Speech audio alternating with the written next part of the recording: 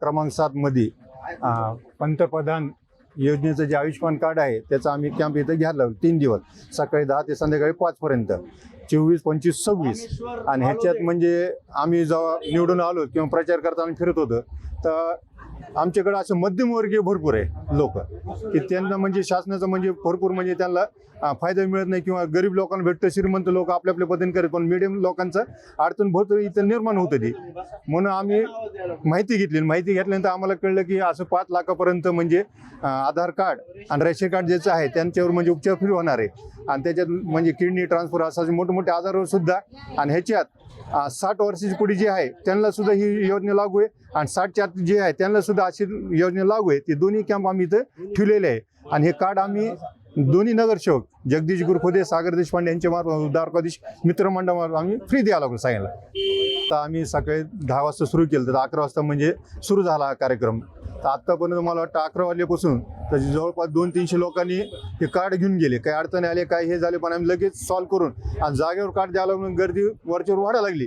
आणि लोक इतके आनंदित आम्हाला म्हणजे धन्यवाद देऊन चालले की विचार सोय नाही की अहो हे कोणी केलं नाही बीड शहरात, तुम्ही पहिल्यांदा केलं, आम्ही तुमचे उपकार विसरणार नाही. पण उपकार नाही, आमचं कर्तव्य आहे, आम्ही आमचं कर्तव्य पार पाडायला लागलो. पण आनंद आम्हाला ह्याचा झाला की लोक जे आम्हाला आशीर्वाद द्यायला लागले की आम्हाला कुठे जायला लागलं, आम्ही घेतलेलं कॅम्प कुठेतरी सार्थिक लागा लागलं. म्हणून काय आव्हान असेल लोकांना, काय आव्हान? लोकांना हेच आव्हान आहे की आम्ही वार्डापुरतं घेतलं, जर बीड शहराच्या लोकांनाही जर ह्याचा फायदा होत असेल तेही लोकांनी येऊन इथं सहकार्य करून ते कार्ड घेऊन जावं. आम्ही 2 ते 5 मिनिटात कार्ड जागेवर द्यायला लागलो. आपलं नाव? जगदीश फुलचंद गुरखोदे, भारतीय जनता पार्टी शहराध्यक्ष माझी आणि सध्या रनिंग नगरसेवक आहे. आणि माझ्यासोबत सागर देशपांडे निवडून. इथं आपण आयुष्यमान भारत कार्डचा कॅम्प ठेवलेला आहे प्रभाग क्रमांक 7 मध्ये.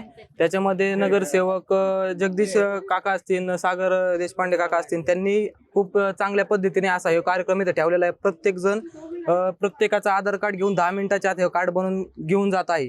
त्याच्यामुळे सगळ्यांना अजून विनंती आहे, सगळ्यांनी आधार कार्ड ज्याचे सगळ्यांचे आधार कार्ड असतील, रेशन कार्ड असतील, त्याच्यासाठी आधार कार्ड घेऊन यायचं आणि 10 मिनिटाच्या आत तुम्हाला कार्ड इथं दिलं जाईल.